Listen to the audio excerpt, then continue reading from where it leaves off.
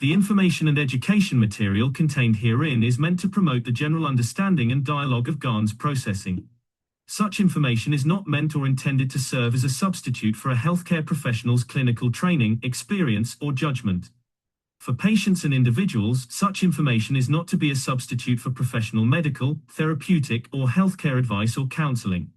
For medical issues or concerns, including decisions about medications and other treatments, readers, viewers, listeners should always consult their physician or, in serious cases, seek immediate assistance from emergency personnel. Prescription information, procedures, and use of medical devices information should be undertaken only by properly trained and certified medical personnel. We specifically disclaim any warranties, express or implied, including implied warranties of merchantability or fitness for a particular purpose. Such information is provided, as is, and is believed to be accurate at the time of its publishing, but it is the viewer's job to evaluate the accuracy of any information found in this presentation.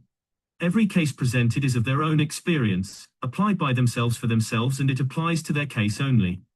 Every person experiencing health problems should seek professional medical advice and consult their course of treatment with a doctor. The processes of plasma balancing described herein are a natural process which supports the body but does not replace medical advice or therapies one is already subject to.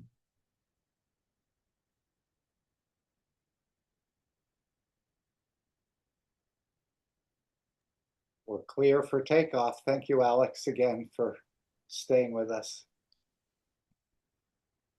Well, thank you for leading the way here. It's a beautiful Sunday afternoon, and in my region it's raining, but that means the flowers are blooming and the grass will be growing, and we'll be one step closer to having nature clean our planet. And this is the KESH American Knowledge Team meeting of 2025, and I want to thank all the panelists to be here. And yes, the meetings are running long, and you know why? Because we have a lot to say. There's a lot going on. And of course, there's a lot going on in the world, and it seems to be disjointed from what we're doing, except that the reality is it's integrated totally.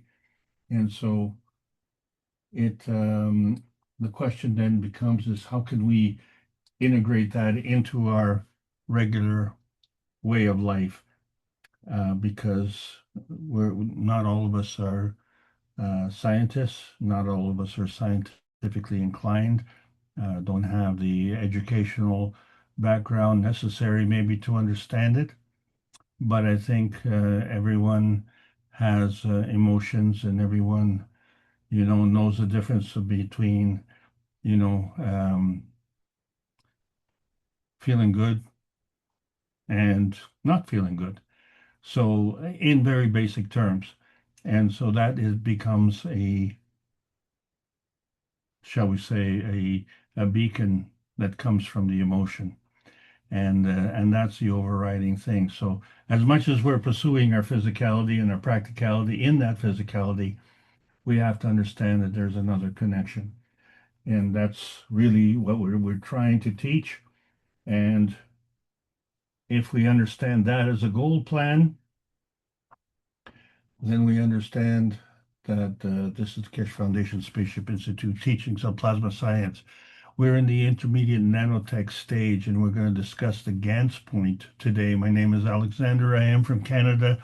It is July the 6th of 2025, and this is part of the KESH Foundation North America Plasma Education Series. It's a continuation of other intermediate classes that we're listing here, and it's to try and, shall we say, have a roadmap to see the progression over the years, and try and condense the knowledge in somehow that is a lot less than the regular teachings that are going on, which are very intense.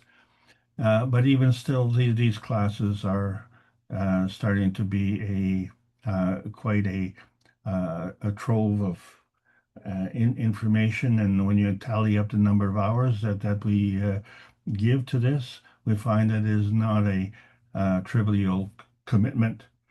And it's the same is true for all the panelists here, because each of us is either an experienced knowledge seeker or a new knowledge seeker, and we're trying to figure out how to bring in the new technology so that we can always share in the peace and prosperity that is inured to our inalienable rights on this planet. And today we're going to discuss the Gans point, which is a follow-up on what we started with the point blank, inertia point, star point, and we really are trying to make a point. This is the teachings of Marin Tevakoli-Kesh as has been outlined in book number 1. We call that the universal order of creation of matter, and we discuss that often because that's what we are most familiar with. We're familiar with matter, but there's a way that that matter is created. So the way that we appreciate matter is we plunder it. But with the way the universe is creating the matter, it's a convergence of the matter, dark matter, and antimatter. And so that's been well described in that book. And then, of course, we have book number 2, which is the structure of the light. And so all of us, want to let there be light. And why is that? So it must mean that the light is somewhere else where we can't see it. And if we have to bring it, that means it's coming from somewhere. And this is clearly shown on the cover of book number 1, where we have the universal order of creation. And then we migrate to book number 2, where we have 2 universal orders of migration of 2 universal orders of creation of matter state, and then the connection of the structure of the light. And now we get a better understanding of what that light is structured from. And then, of course, there's the origin of the universe, which we always thought about. Maybe that should be number 1. But the origin of the universe is something that's beyond our current point of view. And the thing is that our point of view is the result of the convergence, whereas the origin of the universe is of the divergence. And now we're starting to realize that we need to be familiar with both aspects. So we've tried for 385 weeks with the Universal Council hosted by Rick Crammond to bring the one planet, one nation, one race for justice and world peace, because regardless of the color of the skin or the nationality or the location on this planet, we are all inhabitants of this planet, and therefore we are all ambassadors of this planet. And so that implies a responsibility for each and every one of us as ambassadors. So maybe you're in your town and maybe you're working for the Tourist Bureau, and you say, well, that's kind of a nice job, What is on your to-do list today? Well, my to-do list is to greet people who come to my town and to welcome them and to inform them of what is available and how they can enjoy. And as a result, if I do my job properly, then other members in our community will benefit from not only engagement with travelers, but also from tourist dollars. And so this is the thing. We don't see that connection if we want to be members of the Interplanetary Tourist Bureau. We don't see how our position on this planet has an effect on the rest of the planet. We just look at our own tiny little perfect world. And that's fine, if that's what you want. But the thing is, we need to understand the plasma rule, and that is the higher strength feeds the weaker strength. So this is in stark contrast to how we've been conducting ourselves in our society, where the higher strength eats the weaker strength, and in fact goes so far as to abuse it. And this creates a conflict point, speaking of points. But that conflict point is within the field, And as such, it binds forces together.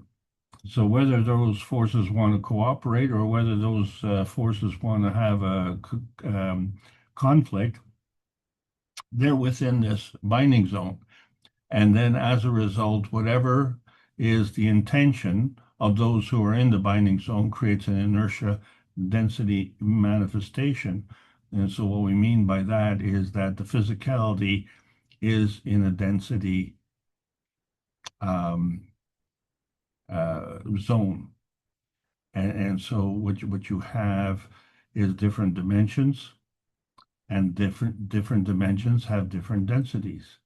So the manifestation dimension is the denser part of the inertia, and the physical manifestation, so different from manifestation, is even more dense. And then, of course, there are levels of density in that regard as well.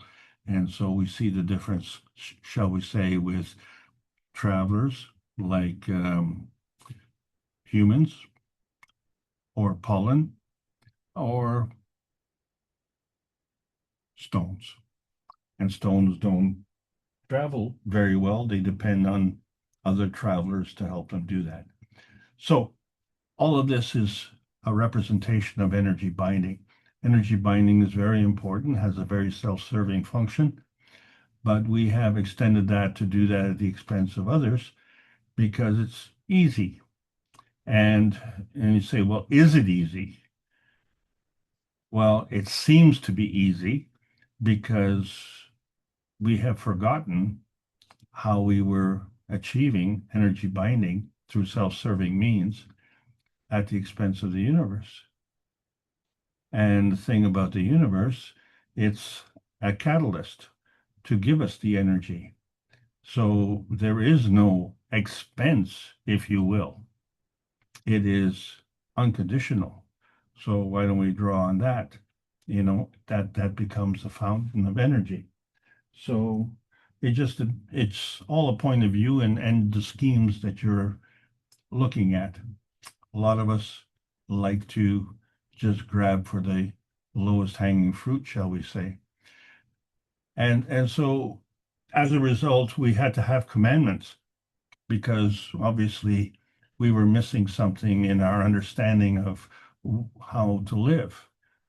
And so someone had to tell us how to live, okay, because we were deficient in our understanding of how to live. So we had to have at least 10 commandments, you know, and we try and impose those commandments on our pets, like our dogs and our cats. And of course, you know, the dogs treat you like a god because you feed them, and the cats uh, feel like a god because you feed them. So, you know, it's just a matter of point of view, but, you know, they don't get these commandments. You do. And then there's another 14 commandments, which rounds it out to about 24. I want to say, like, why were those commandments hidden? Well, number 11 is thou shalt not lie. And the person who issued those commandments wanted you to be truthful. The question, of course, is, was that person truthful? And was this a deception? And we all know that's possible because there's a game called poker where the best liar ends up being the winner. And then, of course, he's the winner at the expense of everyone else at the table. So all for one and none for others. And so they become more equal. Well, this is where we run into a problem with our vitality. And so we need to gas up. And last week we wanted to pump up at the regular star. But this week we're going to do at the super Gans, which is a superconductor, and enhance our vitality in both understanding the emotional and the physical. As a matter of fact, we're going to pump it up both ways. because if you pump one, you will improve the other. And then it's a question of which one do you get the most benefit from. So what we're seeing from the knowledge of the plasma science is that if we pump up the physicality, which a lot of us are physically dominant, then you get a lot of satisfaction. But if you pump up the emotional side, you not only get the satisfaction, but you start to reflect that satisfaction in your physicality. And so we find out who's the most dominant, and the emotional is of a higher strength. So this relationship is something that is common to everyone on this planet. So you don't need to be academically educated to understand this. So we now have a capacity to not only recognize but achieve elevation to the transmutation highway, because we're still groveling on the transmission highway at the lowest level, but there's a transition highway in between as well. So many of us are, shall we say, migrating to higher levels. And what does it mean to migrate to a higher level? Is it like climbing a mountain? Is that what happens? You climb to the top of Mount Everest and you say, well, I'm in an elevated state. Well, you are in an elevated state, except that the ground is also elevated. So you're really still on the ground. Just the fact that you're on the top of the mountain doesn't take you away from the ground. So, maybe if you were floating above the ground, then that would be a difference. Or maybe you were flying in a plane, or maybe flying in a space shuttle going around the orbit of the planet. Well, there you'd be traveling higher. But the fact of the matter is that all those are a representation of the transmission state, which is the lowest energy travel state. And then it doesn't get you on the transmutation highway because we are substituting our knowledge for things that are familiar. And yet we should be intimately familiar with the Creator. And so we got a chance to practice when we did the cups of life. And I reiterate that these were not the cups of the pandemic. And this was the gateway to the nanocoding process of the monatomic science, with a reflection of our core space and how it's emitted through our inner space, which reflected our emotional strength, which of course affected our physical strength. And we had outstanding results. And of course, that was roundly ignored by many, many people, and except for many, many knowledge seekers who really, necessity was the mother of invention, and situation was critical. And so it causes a lot of people to learn. As a result of that learning, we discovered new things. And so we discovered Gans and how it has a radiance manifestation. And this is what we're talking about today. And the basic Ganses we were looking at was carbon dioxide, calcium, zinc, and copper. And of course, water and amino acid. Yes, those are in Ganses as well. But what everybody wants is the gold Gans because, let's face it, isn't that, the currency of life? Well, it is on this planet, but in the universe, it's the cup of the soul that dictates. And so we see that each cup, whether it be an emotional, physical, or a soul cup, has a magnetical and a gravitational relationship. And then at the core is the soul. And when you bring those three together collectively, then the collective soul is represented by the magnetical gravitational force fields. So we see the same thing manifesting in the cup of the universe, which is a representation of our brain. We have two hemispheres of our brain. That's like having two cups of life. That's like having one emotional cup and one physical cup. And so we have the emotional cup being the zinc and the physical cup being the copper. And then, of course, we have the environment, which is the carbon. and we bring those one and one and one together, and so now we have our sentience, but that sentience is within a body structure. So we don't just have the combination of the three, we have more than three. And then the question is, how much more? And the answer is, it's up to the individual. You can use your own resources. But let's face it, the Earth didn't ask your opinion. It has its own grand central Earth Ganses, where we have so many elements on the periodic table of elements, and each of them has their own Gans. And so we don't question how we did that. All we question is, well, where did the Earth put it? And can we find it and plunder it? And of course, that's where we have now entered into the beyond Beijing area, where we find that men are not the only gold diggers, and there's gold in them there hills. We were able to create the gold from the environment the same way the Earth is doing that. And so our Mount Everest peak was May the 10th, 2025, and this is where we are in the era beyond. And so it's representative of part of our fallacies, what we call faults, failings, and weaknesses, where we are all falling through this angular density, where we're increasing the density and, of course, increasing the pressure, and then that means we're increasing the gravity, and that's the reference to the fallen angels. And yet, we still maintain our soul and we still maintain our aura, but what we're looking at is our physicality. And then we have a formula to represent that, which is our angular momentum, which equals the moment of inertia times the angular velocity. And so that's pretty cool, but it doesn't help you when you're depressed.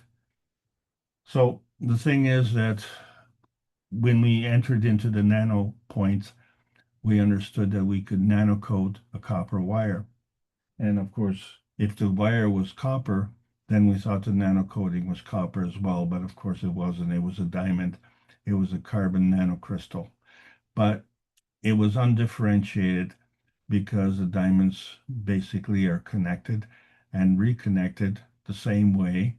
And it's undifferentiated because everything's helter-skelter. So what we needed to do was to align them. And so they all kind of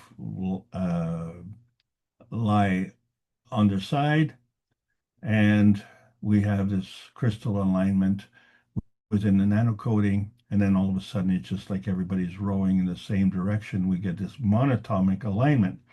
So the key to the carbon nanocrystals is that it's a monatomic alignment, whereas in the copper wire it's an atomic alignment. So we have many, many layers. And in that process of getting more layers, we start to develop a field, and that field goes around the carbon nanocrystals. And so it is actually now outside of the crystals themselves. So it's farther afield.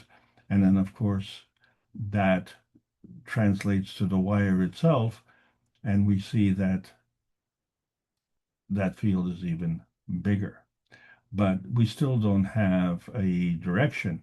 So what we need to have is a gravitational inertia point, which is a coming together of the different magnetical fields. Well, you only can do that when you have a circuit.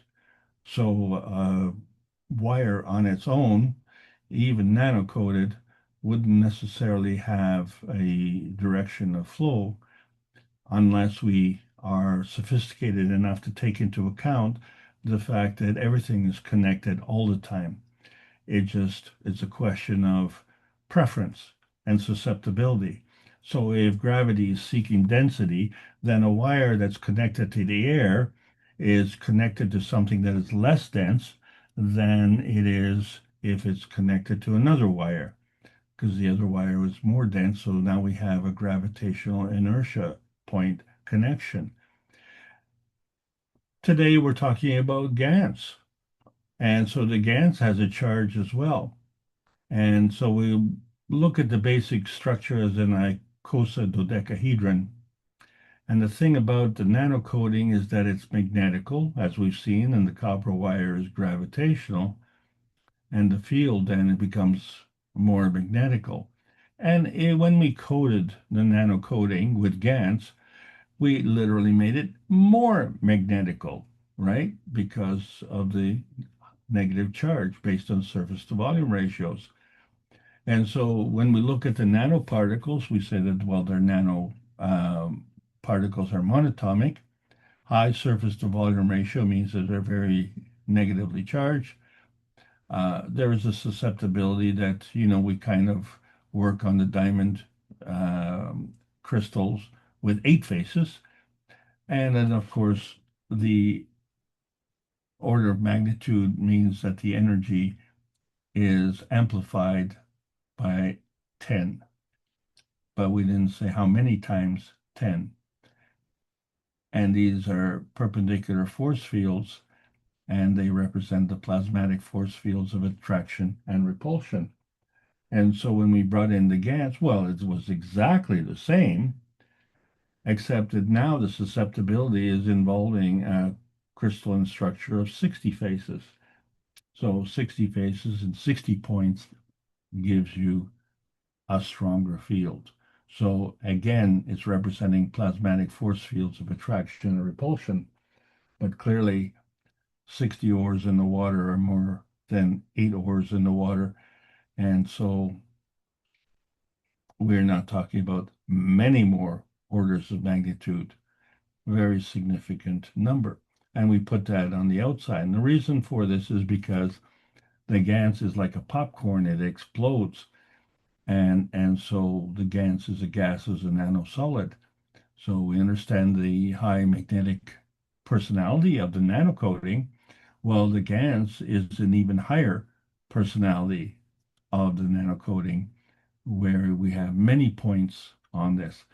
So, of course, it has a higher charge. And so we attribute this to a certain characteristic. And before we talk about that, we just have to reaffirm the concept of singularity. So where we have a point or we have a pillar, it's still a single point and it's undifferentiated. And so when we look at the old science, and it's within a range of 10 to the 6th power or 10 to the minus 6th power, and those are traversing 12 orders of magnitude, 6 up and 6 down. But when we get into beyond and start thinking outside the box, and we get into the nanoscience, now we're 10 to the 9th above and 10 to the minus 9th below. Well, that's 99 is 18. And so clearly we have now gotten into 6 more orders of magnitude. So that's 10 times 10, 6 times over. That's a big, big difference. So going through the stages, we see a change from the gravitational to the magnetical as the fields are getting smaller and smaller, and they get smaller by orders of magnitude. But what we see is in the physicality, and of course that physicality is something that we see with our naked eyes. And so we only see half the picture. If we want to see more, well, we have to get a microscope or even beyond that. But, this is where we are right now. So we're only seeing half the picture, and that's the point, because now we talk about the concept of duality, where you have 2 points and where you have 2 pillars, and they're working in combination as a tandem or a partnership. We refer to it as the twinity, and then there's a connection between the two. And so this is the difference when you're looking at a roof support. When you have one post and the roof on it, it's kind of like an umbrella. But, the same thing with the science. We have to understand that there's another side because of conservation of energy. It's a balanced equation. So what is above, so is below. So the relationship isn't just going from the higher above to the lower below, but it's also going across from one MAGRAV position. In other words, each level, and let's say we're in the a giga level, that is a MAGRAV relationship, meaning magnetical gravitational field. And the counterbalance to that, well, that would be in the nano, which would be also a MAGRAV field counterbalancing with a magnetical gravitational field. And so now you have a range. But the thing is, it's not one spot and it's not just between the two. But for today, we're discussing the two because that enhances the roof support. So instead of having one post, you have two posts. And, when the two stand together, they act as one. But when they stand apart, then you have a more stable structure. And then, of course, if you add some beams and add a second wall, well, now you have greater support. So that's the difference between having one post where that post is holding up an umbrella and you stand under that umbrella, or you have two walls and on top of that you put a dome, and now that roof support covers the whole area and you can stand anywhere you want under that roof support and you will have your protection. So this is all part of dimension building, and the question is how do we build that? So we take a point, we add a second and connect one, add a third, connect two, add a fourth, connect three, and we now have a star, but it's undifferentiated. And so the first part of the differentiation is to understand which way is magnetical, which way is gravitational. So when we align the three most dense, that becomes gravitational, and then we have the point that becomes magnetical. But it's still undifferentiated until we introduce the Gans. And that Gans is specific. It's specific to taking into account the substrate and the environment. And now it becomes differentiated. So when we're looking at a star point, we understand the relationship that is gravitational and magnetical. We understand the orientation, but we have to understand that there is an energy field that is contained within there. And then that energy field has to interact with another energy field because we now have a Gans containment. And of course, that Gans is now more gravitational. Wait a minute. We said that the Gans is more magnetical. How does that happen now? So we have the Gans is two-faced. It has more gravitational nature because that Gans point is within the star formation. So this becomes very important when we start to align ourselves with other star core components. And then we have polarity difference. And then those now each have a Gans, and then they have to have another gravitational inertia point to work together. So we have a star core inertia point, but that is only taking into account those two. What about the neighbors? Well, they have to align themselves as well. And if there is going to be an inertia point bonding, then there has to be a relationship between the gravitational and the magnetical force fields. And of course, it's still undifferentiated in terms of the direction of flow, but it certainly is creating a bonding field. And so now you have Ganses in all of these. And since the Gans is differentiated, then we can easily assume that the characteristics of all of these stars is also identical. So this is how, with the inertia point bonding and taking into account the polarity, we can now create this physicality, this manifestation. And so this is the difference when doing dimension positioning. So we have book number one, The Universal Order of Creation, and we have a second book number one, The Universal Order of Creation. It's book number two that connects them. But which direction is it going? Because it's undifferentiated. So is it so above or is it so below? And the thing is, we now know there's both. So it all has to do with the dimension positioning. So it's on one side, we look at the carbon inertia highway and we see, okay, it has various strengths. And we say, let there be light. But where's that light coming from? Well, it's coming from now from another field. And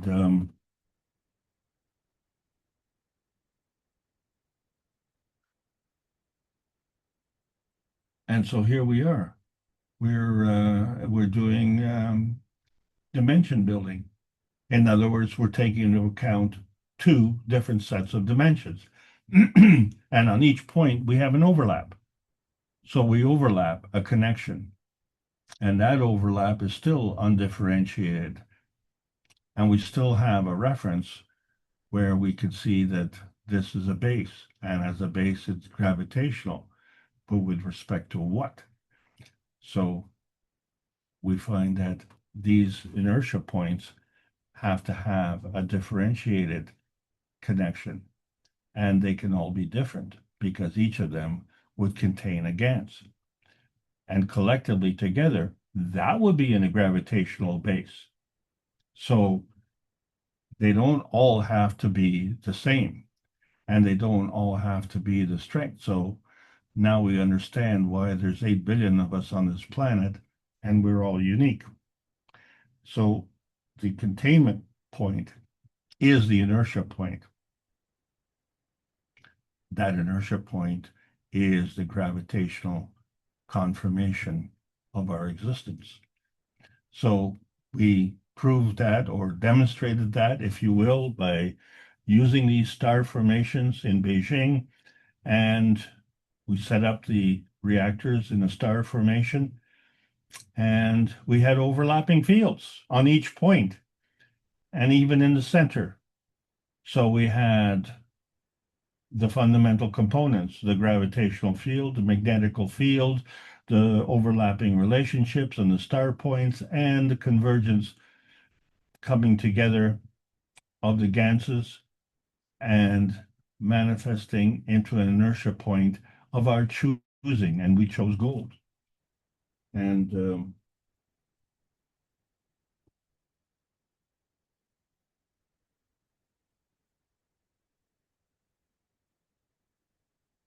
so here we are.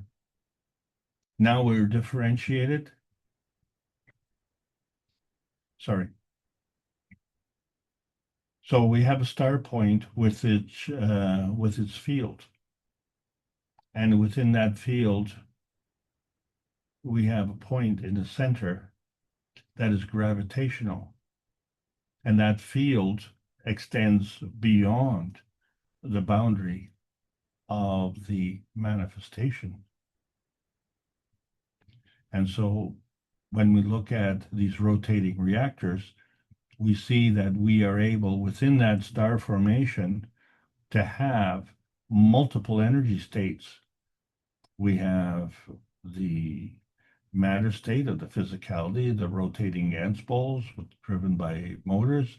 We have the Gans state, which is the Gans within those reactors. We've created a plasma state, each reactor on its own, and then we created a dynamic plasma state, which is a combination of all the fields together into that gravitational conformation. And because we have a solid base, we have a magnetical field as well. And then we have all four of the points on the star formation working together in a star formation of the star formation. And so this is now what happens with a Gans star. It has a star containment, doesn't it? Because It's like popcorn. So what happened?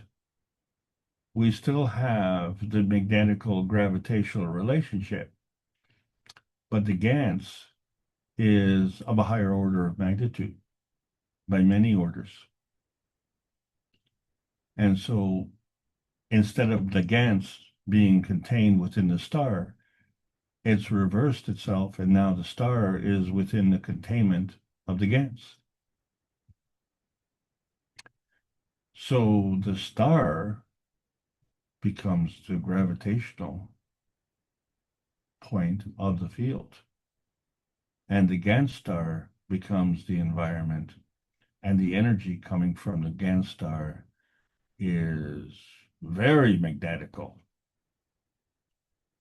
So the Gans has changed its personality. And so we see that with the amino star.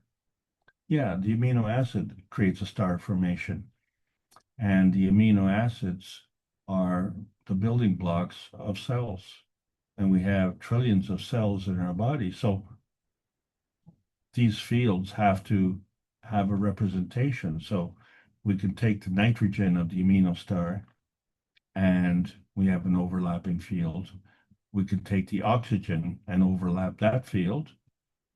And then, of course, we can take the hydrogen. So there's your three fundamentals, hydrogen, oxygen, and nitrogen. But with the carbon, it's kind of different. It has to, as a CO2, include two oxygens. So it has a slightly different conformation. And that is the difference. And so we find that the carbon has this feature, and it allows it, even though it's part and parcel of the amino star, it can be connected to the rest. And of course, that gets amplified when we have the amino Gans. And so we find that within our body structure, all the energy is in a Gans state.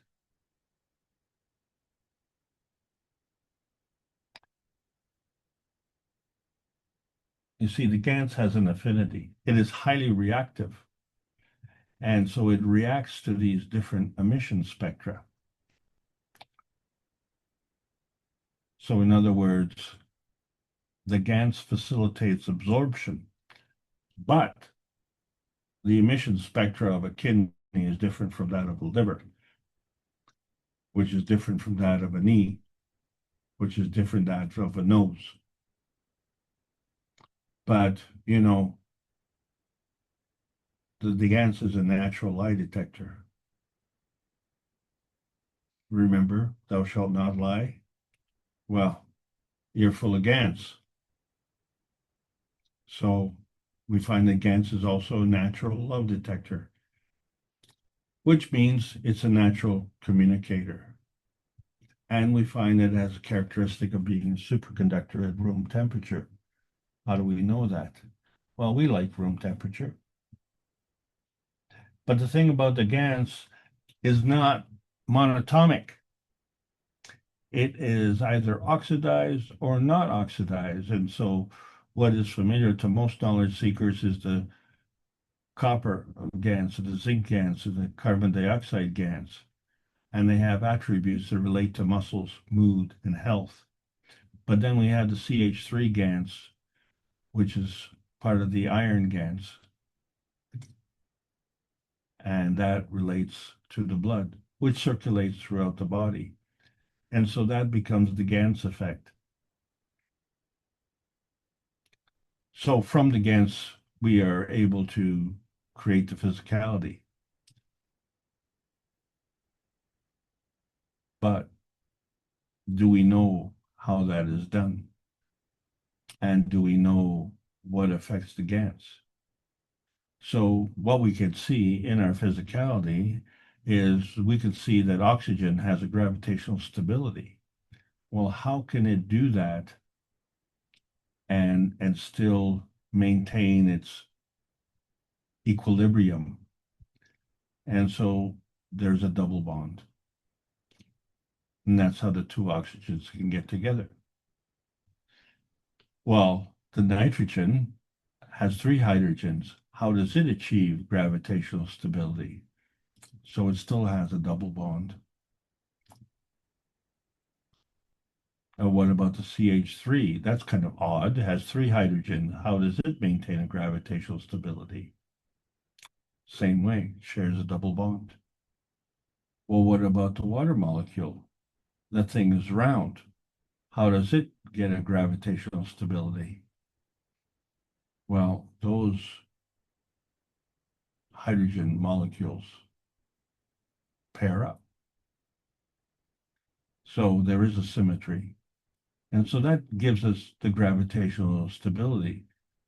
And then, of course, carbon dioxide, well, that's kind of easy to understand because it has four bonds, or shall we say, two double bonds.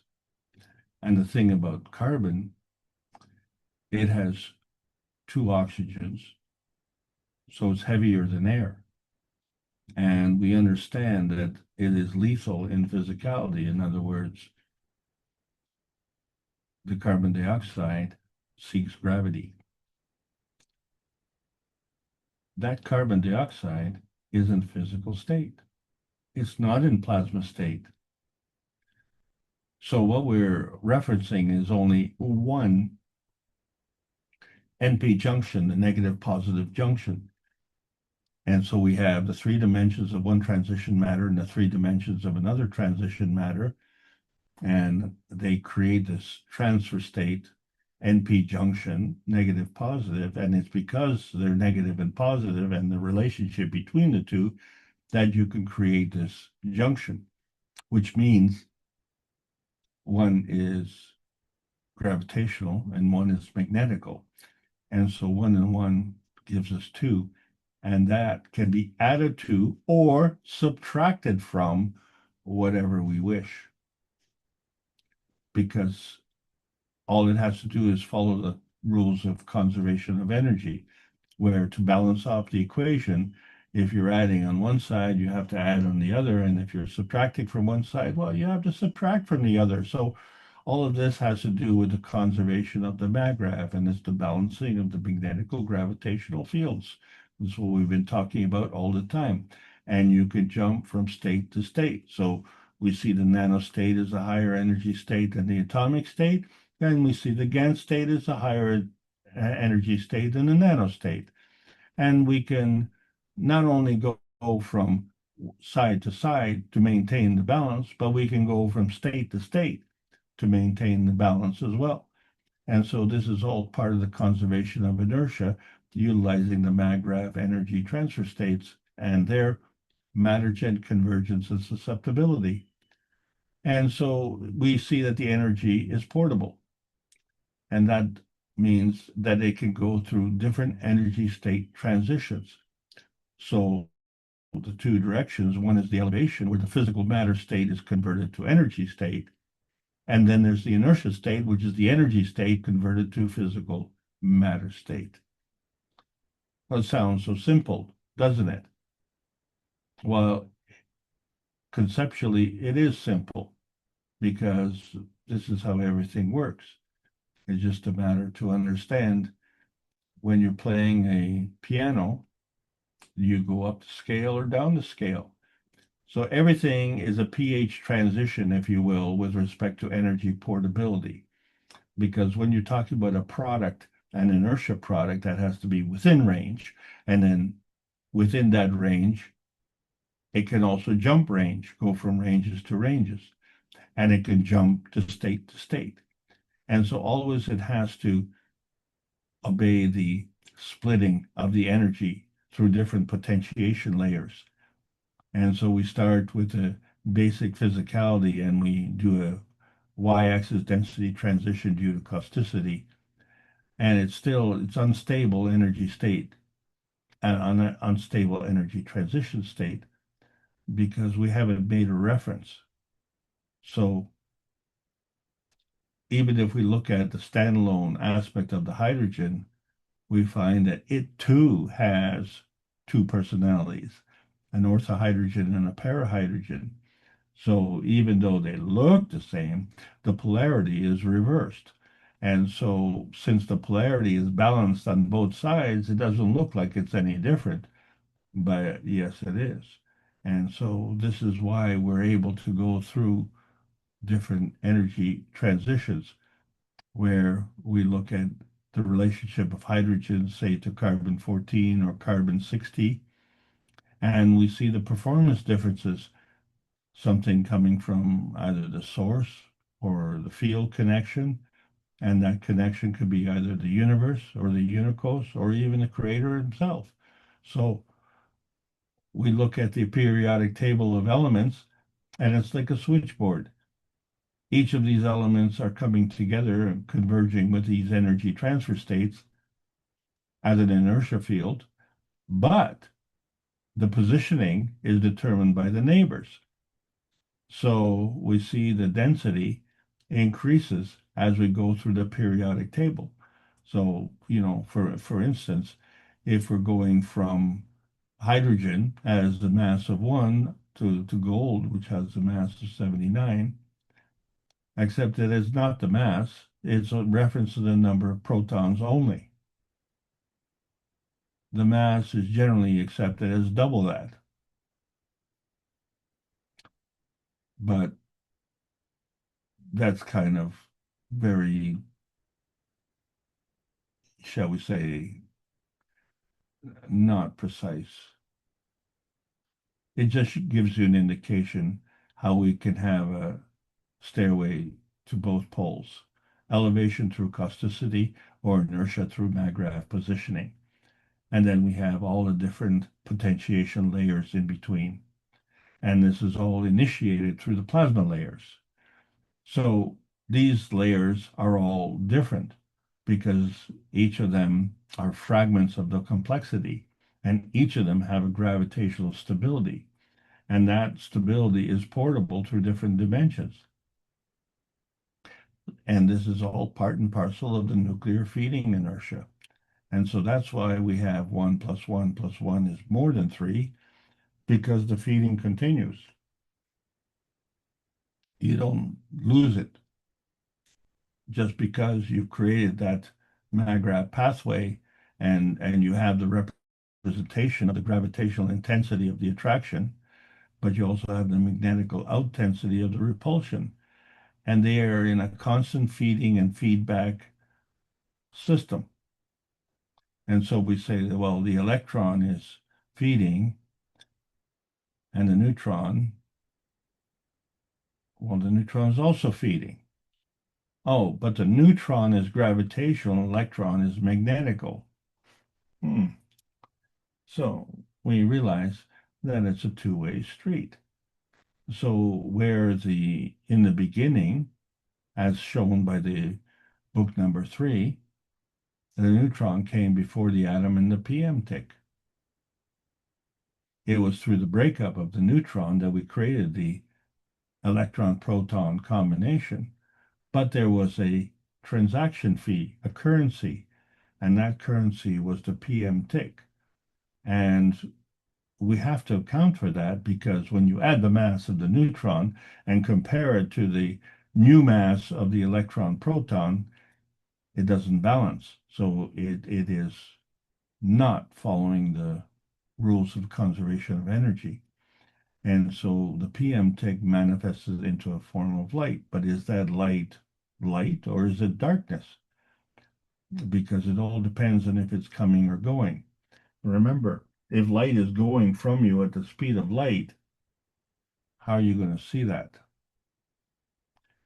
So this puts a different light on principal matter. The PM ticks are a magnetical energy field that is traversing the universe. It's like an energy pack, and it is everywhere. And so the coming together of the antimatter, dark matter, and matter gen, which are different energy states, which we call the principal transition and convergence matter state, they all come into the conversion of the plasmagen state. It isn't until they have a representation in a field, a place where they can interact with through the principles of inertia and create a maggrav that is in fact gravitationally stable.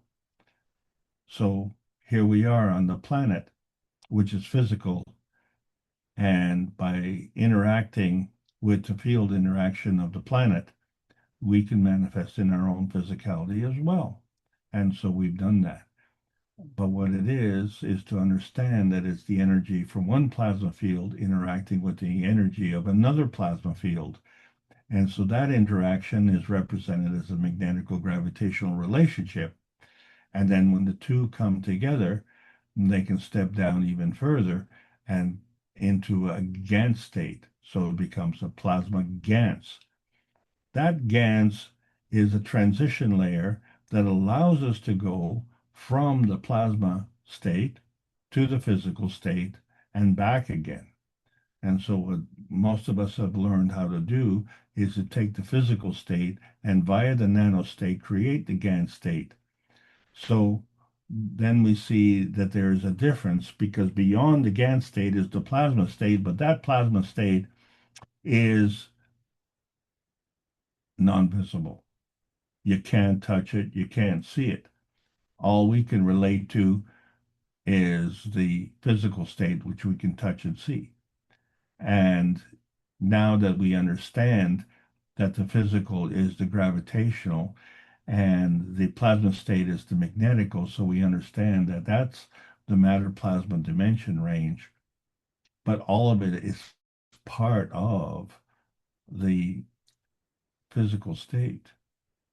And this is how we are seeing the universe from the feedback state, and that's why we are feedback dominant. So we have a confirmation of a gravitational confirmation where we see the hydrogen giving us a fingerprint as an emission spectrum in color. Let there be light. And before we do that, we have to have an intermediate state, the gravitational tracking system, which we call Gans.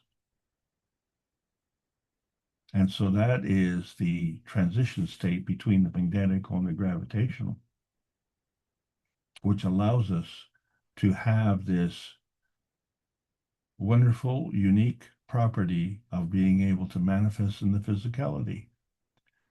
So when you look at the oxygen, which is on the periodic table of elements as number 8, we could say that it's a hydrogen 8 because the hydrogen is an electron-proton combination, and we have 8 of them. But there's one problem, is the hydrogen does not have a neutron, but the oxygen does. And so what we've been saying is that, well, okay, so we have 8 hydrogen, that's 8 electrons and 8 protons, but because it's oxygen, it has also 8 neutrons. Or is it? Is it 8 neutrons? Or is it 1 neutron with a mass of 8?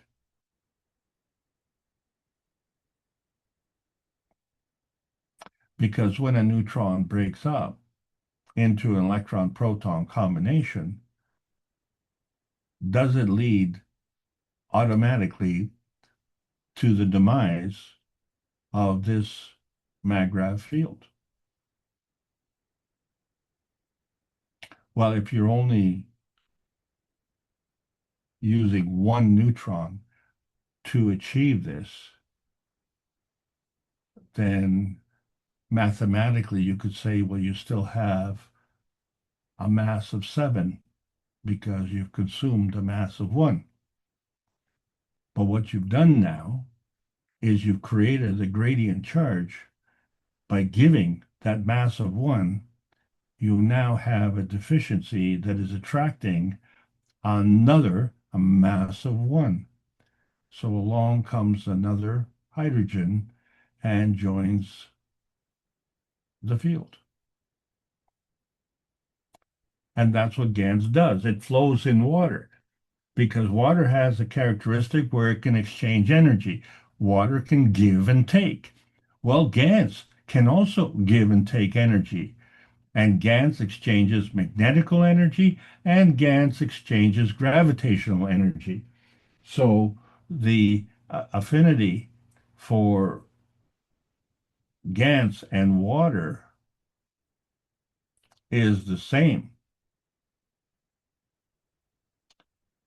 So in other words, for oxygen to maintain its gravitational conformation, it has to be able to give and take. So there has to be some kind of inherent functionality within that neutron that is different from the proton. And we found that out because we could create a Gans of oxygen.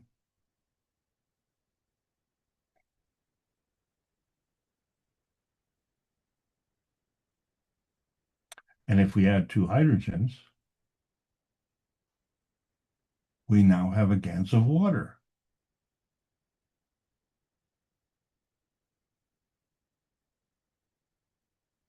So we're starting to see a pattern here. And the oxygen has the same kind of gravitational conformation that the hydrogen did. And it has the same kind of emission spectrum fingerprint, although different. It is represented the same way in color, in light, and it is a transition from the magnetical force fields of the universe coming into the gravitational tracking system on this Earth space via the Gans. So we have an oxygen Gans, we have hydrogen Gans, we have water Gans. And so with this Gans affinity that it can give and take energy, so as a solid, it's on a physical plane, right? Gas as a nanosolid, but it's gas, and that's on the emotional plane. So as a plasma gas, what we thought as carbon dioxide as being seeking density and being asphyxiating, it is life-giving. And that's why our body is a Gans spaceship, because we're following those rules.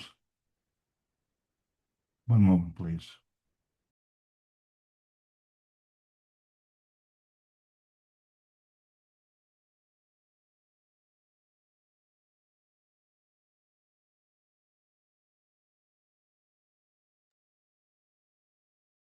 Thank you.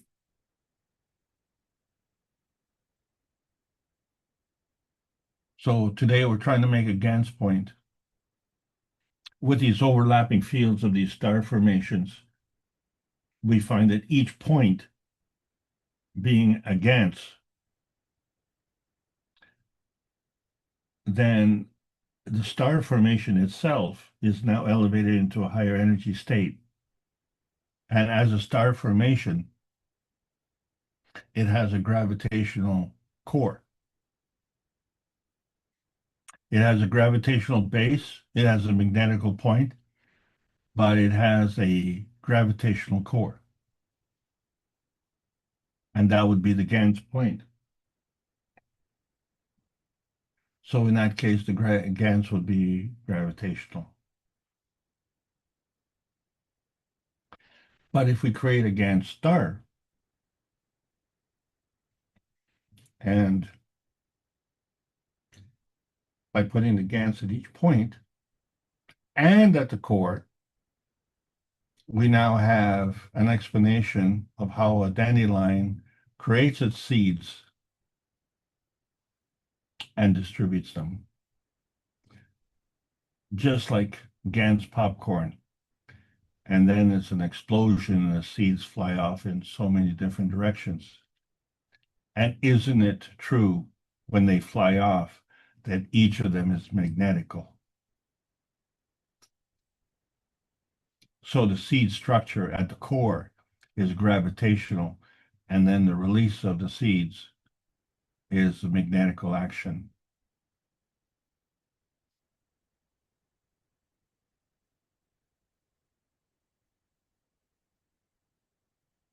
So do those seeds grow?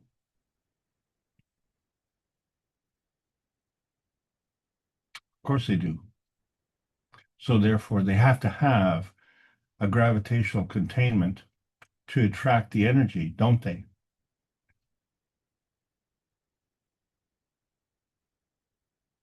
What happens to the original, the mother plant that gave birth to those seeds?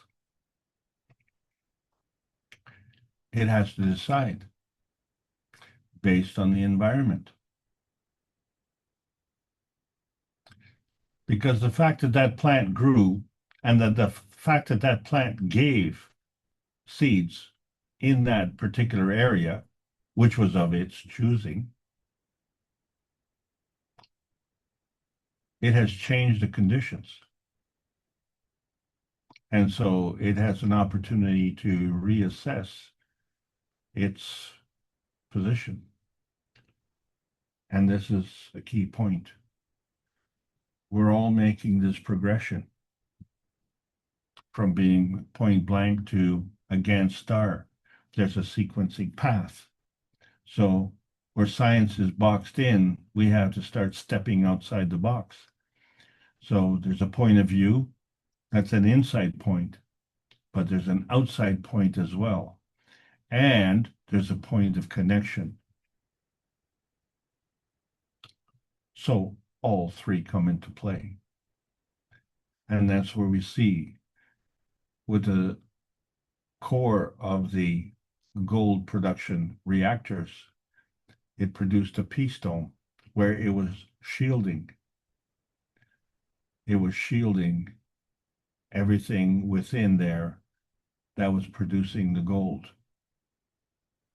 And it facilitated in the star positioning because it created a dome. You have one pillar or one reactor, it's like an umbrella. But when you have a star formation working together, multiple pillars, then you have a much more stable dome.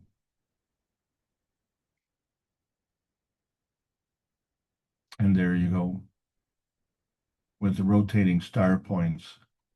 But each point has overlapping fields of Gans. Each field, each rotating reactor is a Gans point. But there's a pair in each point and a pair in the center. And so what have they done? They've created a plasma field. And now you have a range between that plasma field and the rotating motors. You have a range that is transcending the physical energy state of the motors, the nanocoding state that created the Gans state that created the plasma state, transcending the energy states and obeying the conservation of energy rules of equality. So as we connect the dots, we're looking for these practical points, and we are applying practical reasonings.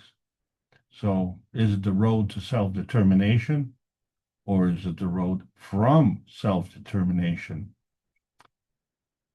Employing the practical philosophy, employing the practical solutions. So now maybe we understand better the practical currency of life.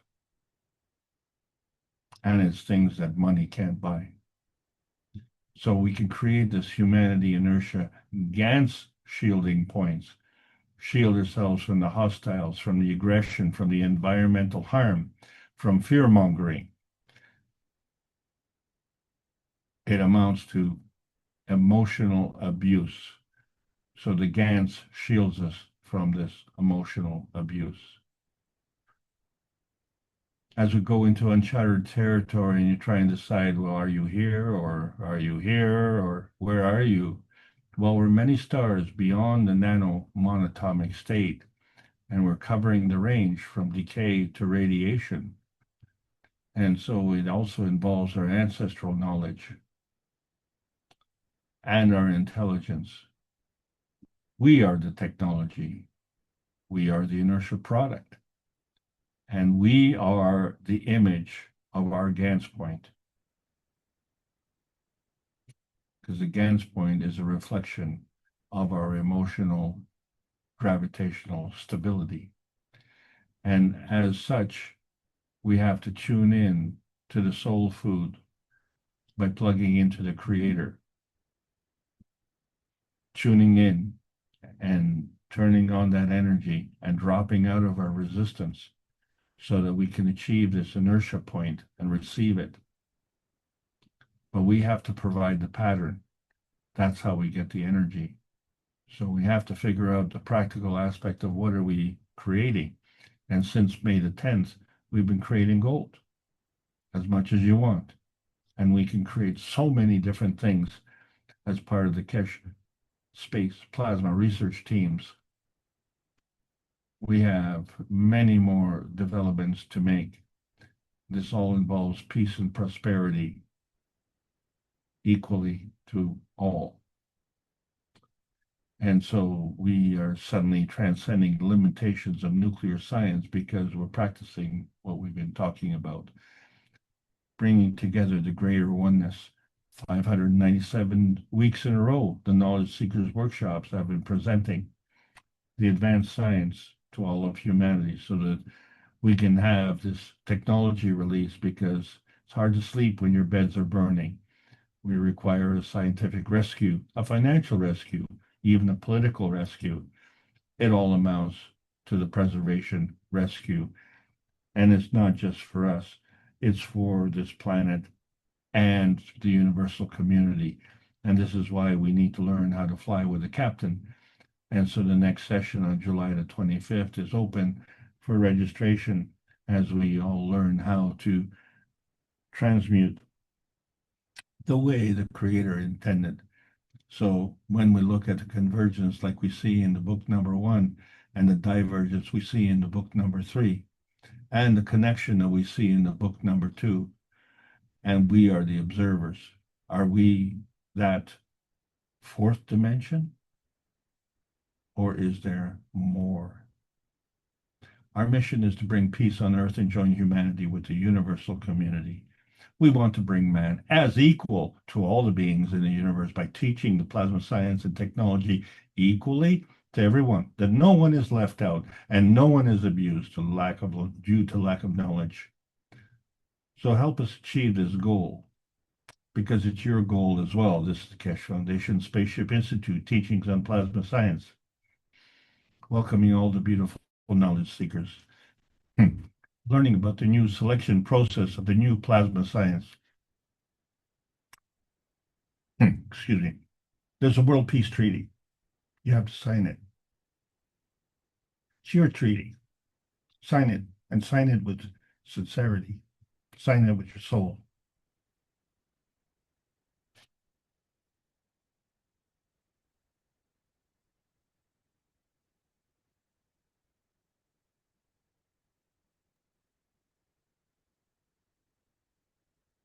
We need to maintain integrity. Go ahead. The peace dome of outer space can be an umbrella or can be a fountain. We have to decide, is the inertia of the present governed by dimensions of history? Or is it actually time to learn the history of self in a universal context? So the inertia of a peaceful self can migrate as a superconductor. The Gans point is the emotional seed point between our belief and our experience. Plasma science needs to continue to be delivered daily via the Peace Dome in a practical exchange for peace on Earth. So welcome to the new golden outer space age. And that's the end of the lesson. I hope you all enjoyed it. Thank you very much. Okay, thank you, Alex. Sorry for interrupting there at the end. I thought you were finished. But let's see if any of the participants have a question or a comment they'd like to make. I think I got the 6 point, and I got the 8 point, and I got the Gans point, but I think I missed the power point. No, that's just a little funny. I thought I'd add in there. Alex, I wasn't sure if you mentioned that oxygen is a gas. Is it what you said? Is that what you said? Well, there is a Gans of oxygen.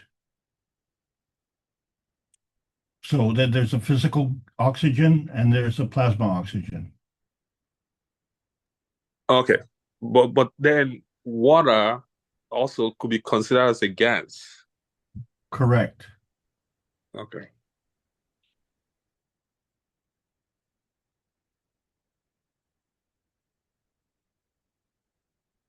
You were showing, Alex, thank you again. You were showing the reactors in Beijing. And we know the interaction of fields, but he said he had a time technology hidden within the structure.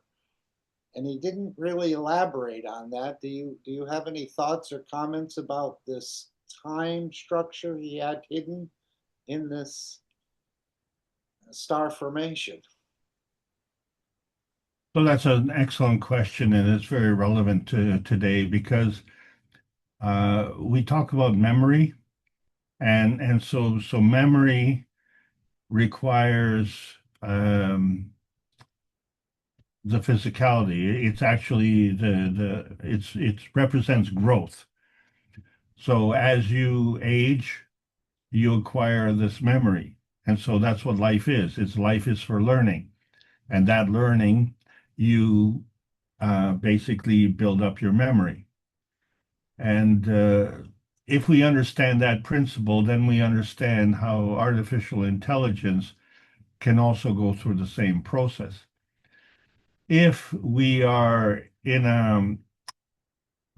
a physical state, and if we intend to grow, then we need the time to grow. So therefore, the growth and the memory are intimately tied into time. So if we are going to transcend the different fields, we intend to take our knowledge, then we have to embed that in some kind of form that is not physical. So is that possible?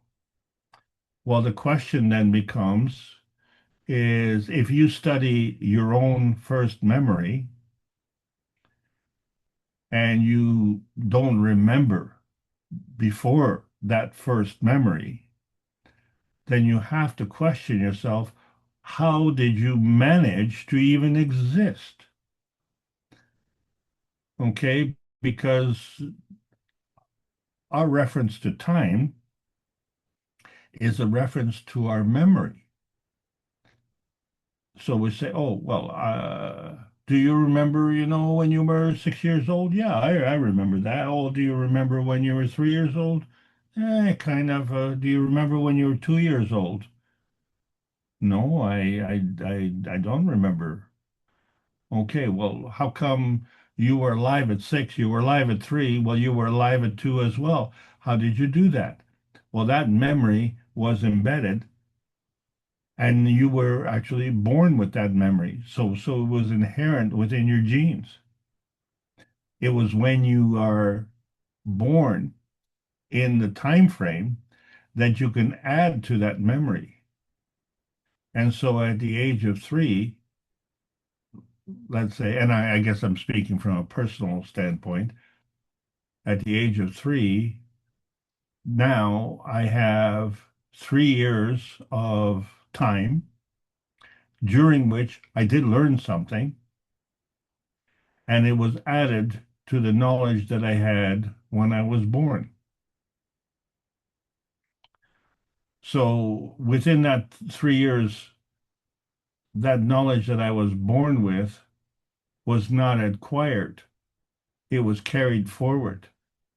The knowledge that was acquired was from that carry forward position at the beginning of time to 3 years later to the point of reference.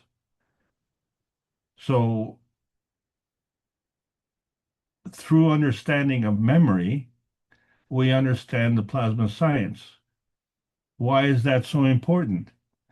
Because the memory is embedded in the water, and the water has the affinity of the Gans, and the Gans has a memory, and the memory is interpreted and communicated emotionally. So if you have Gans within your skin bag, that is the connection emotionally. So that's why we respond to the fight or flight syndrome. That's why we respond, and there was a question brought up earlier, to the parasympathetic and sympathetic network that we have. So we don't have to sit there and make sure that the liver is functioning properly, right? The liver doesn't come in at 9 o'clock in the morning and punch in and say, hi, lung, hi, kidney, and then at 5 o'clock punch out and say, okay, you guys, you're on your own, liver's out. So that's not the way it works. The liver is working constantly, the kidneys are working constantly. You don't have to take care of that, okay? That is taken care of automatically. And then we have the fight or flight syndrome. So as you digest food, you eat, but when you get into danger, well, then you run, right? So this is another emotional connection. And so where did you get that memory of that emotional connection? Because let's face it, before you actually remember, you already had this emotional connection, so it's embedded within your Gans. And we are 75% water, so they say, but that's not tap water. That's plasma water. That water is of orders of magnitude higher field strength. It radiates energy and it interacts with the Gans. And so therefore, that becomes the emotional seed point. And that emotional seed, just like the dandelion seed, is connected to the dandelion, but then it's released. It's still a dandelion. It still has that connection. And so wherever that seed grows, if the conditions are right, it will grow into another dandelion. Well, that's how we can migrate as a superconductor. I hope I've answered your question. Yeah, I was going to say the embedding is my conclusion, but again, I don't understand the fullness of it. But yeah, I was going to say somehow it's embedded within the system. He told us that, but again, it's not something physical, probably, but embedded through the emotion, perhaps. Well, a lot of people have cats, and cats are very intelligent. And you know that when a kitten loses its mother for whatever reason, then the mother is not there to teach the kitten, is it? How does the kitten learn kitten ways when mommy is gone? How does it do that?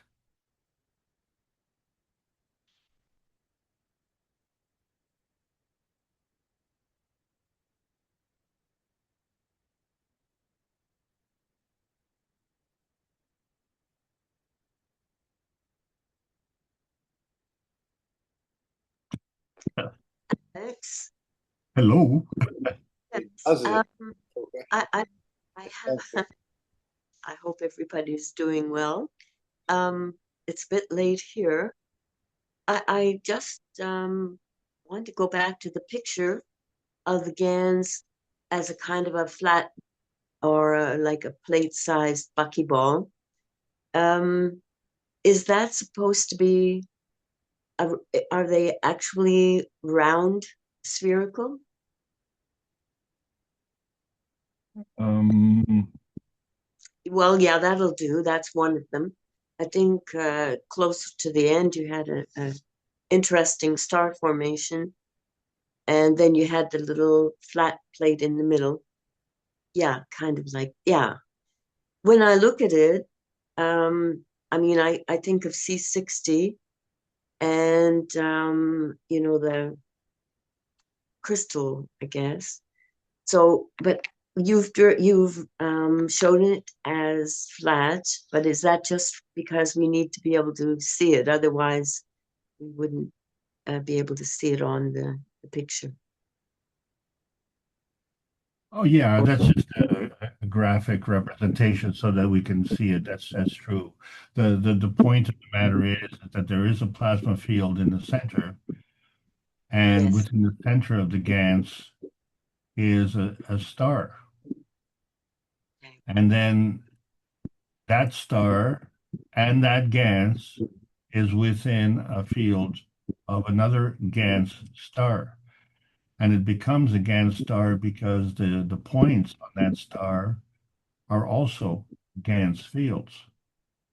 But what is an anomaly here is that we have overlapping fields. So if we were to say that each of those fields has a Gans, then we are missing half the picture. And that's the whole point of this exercise today. We recognize that oxygen, hydrogen, and nitrogen always comes in pairs. So therefore the Ganses must be working in pairs. But the oxygen can also stand alone, but not in the plasma state. It can stand alone in the physical state. And it can do this by combining with two hydrogens. And in that way, it creates water. So that water itself has a Gans in the oxygen and has Ganses in the hydrogen. So this is the whole point. We are missing half the picture. And so if we say that this is a Gans star, and if we say we have these overlapping fields, then we have to ask, where are these other overlapping fields? And so you cannot have a standalone Gans star. It's just like this dandelion cannot produce one seed. It produces a whole host of seeds.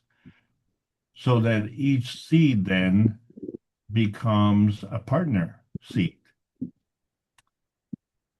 And each seed has its own Gans and its own Gans star, and collectively they form the seed pod. And then each one matures to the point where they can stand alone as an individual star. So this is the part that we're missing. Where is that energy coming from? So when we look at this Gans star, we're looking at it in singularity. What we need to understand is the concept of duality.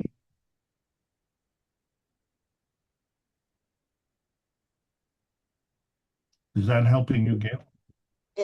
Yes. But then when I look at the picture of those little cylindrical plates, in reality, they're not flat. No, they're spherical. Okay. I thought maybe it was all wrong in my understanding of Gans's, but this is amazing. So you're saying, just looking at it again.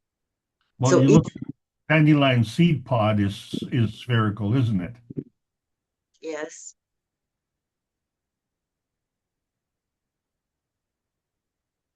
Yes. Until it gets blown away in the wind. Yes. But it retains its physicality.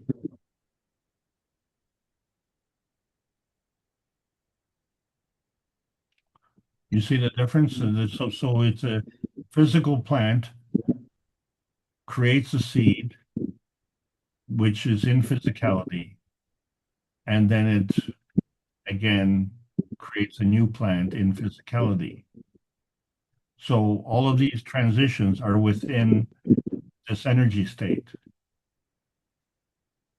But in order to do that, it literally has to exchange energy from unseen energy states. Doesn't it? Because you can't move without an input of energy. Absolutely.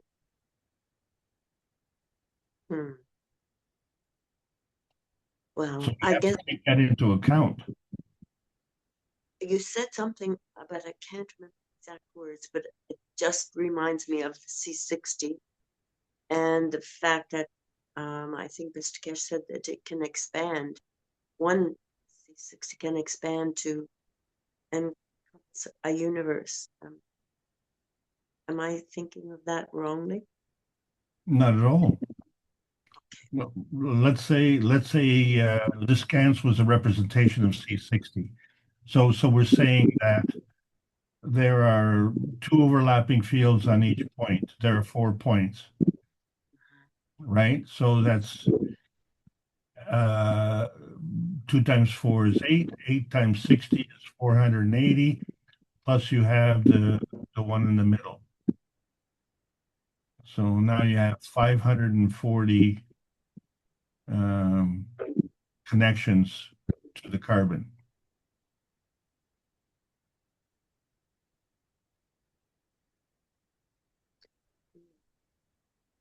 And then if it's principal matter, I mean the maximum energy state. So yeah, so that could definitely No, the produce. principal matter is the seed. Yes, The, but I'm is the energy pack. Is the energy pack that can go wherever. It can transcend the energy states. It can stay within an energy state, and it can offset on both sides of the laws of conservation equilibrium. okay. And it has the potential of everything. If you're thinking of the point before it unravels, let's say. Perfect. All right, thank you.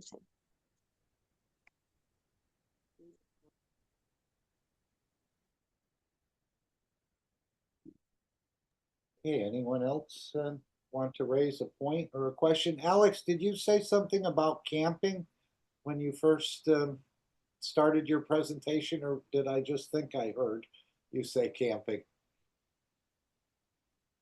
I Maybe not. can't remember. I might have used it as a. I've been listening to a number of shows where people go into the woods and they camp, and a lot of them speak about enjoying it. I'm thinking, is that because, well, we know when we go to the park, the trees are giving off a lot of magnetical, makes us feel good. Or when you're camping, you're actually sleeping on the ground and making this sort of connection with the soul of the planet. Not everyone, of course, sleeps on the ground, but probably many do, as they have a tent. It's not directly on the ground. They have a sleeping bag and the rest. But I've heard people say how they feel good when they're camping, and they sometimes go by themselves to get back into balance or just to get away from things. So is this what's happening when people camp, or they go back and they love it, or is it just in a way hereditary or something that their parents did and they do it, but they usually report about feeling good in the woods, and they probably don't understand it, but we certainly understand a little bit more now about sleeping on the ground and how the trees give out so much magnetical energy that helps us to elevate. We experience that in the parks. So in camping, I think the same thing probably happens. And that's why people continue to go back. Well, you're referencing an energy exchange. And so the difference is when you're in nature, generally speaking, it's not an exchange of abuse. Good point. Like you shouldn't have any trouble with mosquitoes Yeah. until you disturb their you know the place where they're doing their thing. If you're interfering with their lifestyle, then they will defend themselves. So this is the problem with us, where we want to rule over nature, not understanding that we don't have to rule. We're already part of nature. It's not like we're, oh, you'll have to go and do this because you're not part of nature, and which is a stupid concept. So we have taken that to the extreme. Why? Because we've substituted the currency of life, which is energy that we get from our adenosine triphosphate, which is manufactured in the mitochondria. So let's talk about the mitochondria for a second, because Gail brought it up. So the mitochondria has a Gans, and we have a Gans. Is that Gans the same? Well, in our blueprint, we have a DNA, but the mitochondria has its own DNA, not our DNA. And yet it is within our cellular structure. So clearly, the Gans state of the mitochondria is dependent on the Gans state of the environment, which is us. And so when our environment is toxic, then we become toxified. And in that process, the mitochondria also suffer. And so now you have the onset of poor health. That's a fundamental thing.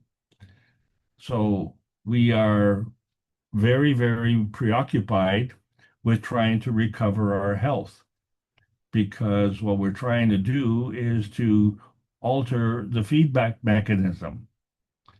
But the feedback mechanism has already been altered with the toxicity. So what we really have to do is to understand the direction of flow. It comes from the higher energy state. And so is that higher energy state magnetical? Well, yes, but is that magnetical gravitational with respect to you? Because you're just that tiny little speck, and the universe is vast, which means the universe is gravitational, and we are inhabitants of that. And the universal gravitational context is the giver. And so you are the receiver. So if you want to be gravitational, well, you need to attract that energy. That's what it means to be gravitational. But if you want to be dominant, then you are being repulsive. Yeah, he mentioned the same thing about the mountains. You get away from the gravitational fields of the earth when you go up into the mountains. That's why people feel good there as well. And of course, you have the sun coming in as a magnetical as well, pushing down the gravitational of the earth during the day at least. But that's what I understand. So yeah, these fields, we're making a connection and changing the emotion for sure. I'm going to continue to experiment with the sand and the walking on the lawn and the barefootedness and so on, and just see if that changes anything. Anyone else want to raise a point or a question? I do have one more. Anyone?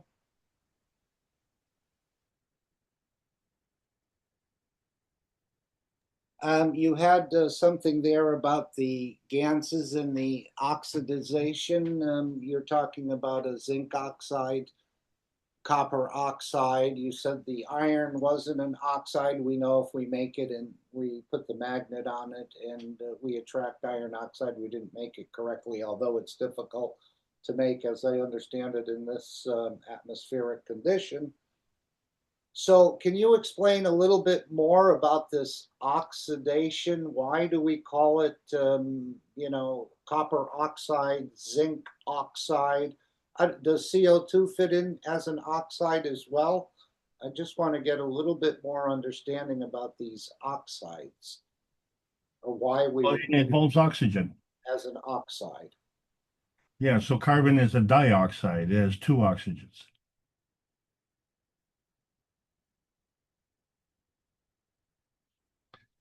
So when you have the oxygen that occupies that space, then it's oxidized. So CO2 is an oxide as well. You're saying it has two It's oxygen. carbon dioxide. Yeah.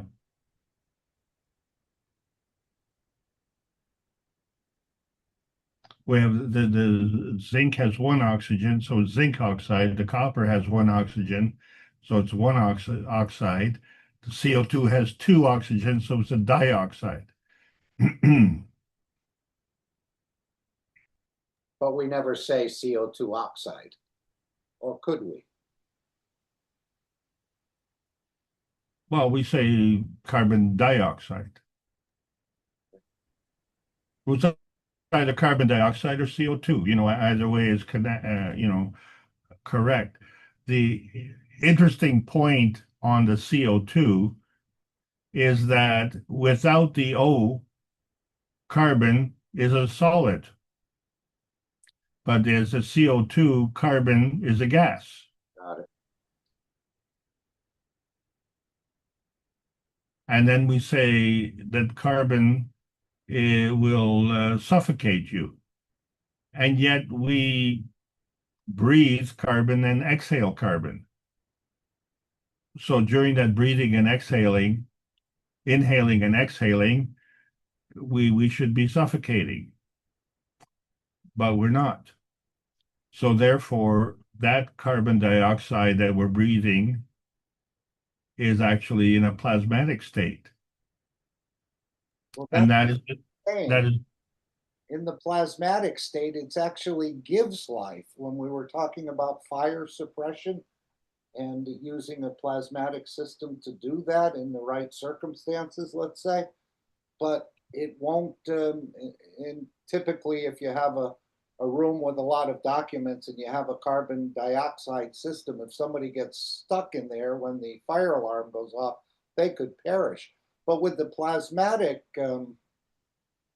system creating this carbon dioxide in the plasmatic state, it's actually a life giver. So if you had a forest fire and you set up these reactors on the outside and you created this carbon dioxide in the plasmatic form, none of the animals would perish unless they were burnt, of course, by the fire, but it won't suffocate them. It's actually exactly of life, Mr. Kesh was reporting at one point. So this is the reason why the plasma science has, people say, oh, are there any side effects? Yeah, you feel better. Oh, is that all? Yeah, no big deal, right? Yeah, I can see the firemen and the fire departments, to save life, can set up these reactors rather quickly and introduce. And if there's a pet or if there's a person trapped inside, again, they'll probably still be alive because that is the plasmatic carbon dioxide. You notice the lineup at the front door, right? No, what do you mean? I missed it. All the firemen who are lining up to get these extinguishers. I'm not familiar with this. Please tell us more. Well, if you were to launch a game at one of the big box stores, there'll be a lineup around the building. But if you're offering a solution to putting out life-threatening fires, no one's around. No one's asking for that. Or let's put it this way, the people who are supposed to be asking for that are not asking for that. So, that's why is not a question. Why is the answer? They're not asking it for a certain reason. And it isn't because they care about your welfare. And that's what has to change. This is when we exchange energy at the expense of others. So rules for some and not for others. Some people more equal than others. Well, that will balance. It has to balance because of the laws of conservation of energy. So Okay, thank you. the emotional connection is fundamental, and that's the whole point. That's the Gans point. The Gans has an emotional affinity, the water has an emotional affinity, and the two can exchange. So this is fundamental to all of the science.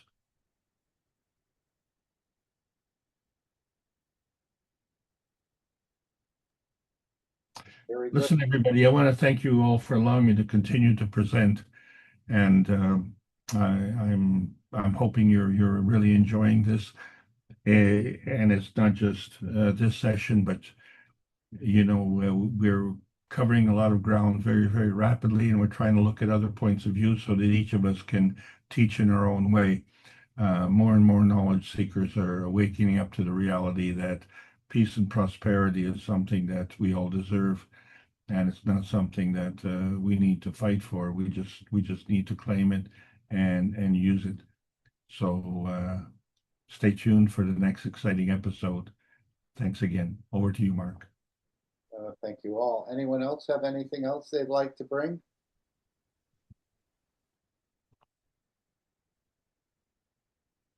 If not, I'm just going to take the screen and we will, let's see, I'm just looking for the share here. Thank you again, Alex. It's a pleasure, Mark. Yeah. And again, we're just working into this. It'll come in a much, much bigger way. Much of the groundwork is being laid across many sorts of disciplines on this planet as Mr. Kesh has been working in the background, and we're here supporting in the foreground and trying to understand more. And I think we are, and we will be sharing more and more of our understanding of this knowledge as the days and weeks and months, because most of the people on this planet have never heard of this technology. And of course, part of this is the thinking good and speaking good and acting good. I think this creates a beautiful shielding, and also is part of the ethos of the universe, where you're going to carry this sort of ethos across, I think.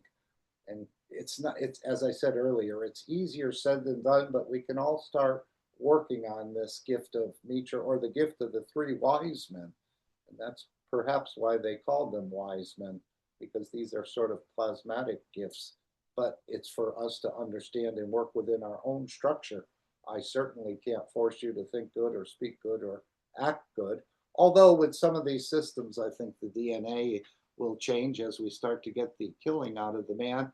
And of course, as you employ this technology, I think you'll be proud of the work you do, as opposed to your current type of work, even though, as we understand, the street sweeper is just as important as the president. If the streets aren't clean, the president can't rule very well. So may you be proud of the work you're doing, and may you be proud of the person you are. We're starting to understand more about our persons and our capabilities in these different reactors. And then, of course, by giving collectively, you can be proud of the difference you're making. Even though we don't see it, we're really not looking to see it immediately, but we're just giving. And that is the difference we're making, that we're elevating other souls in the process, even if they elevate above ours. And that's the main thing.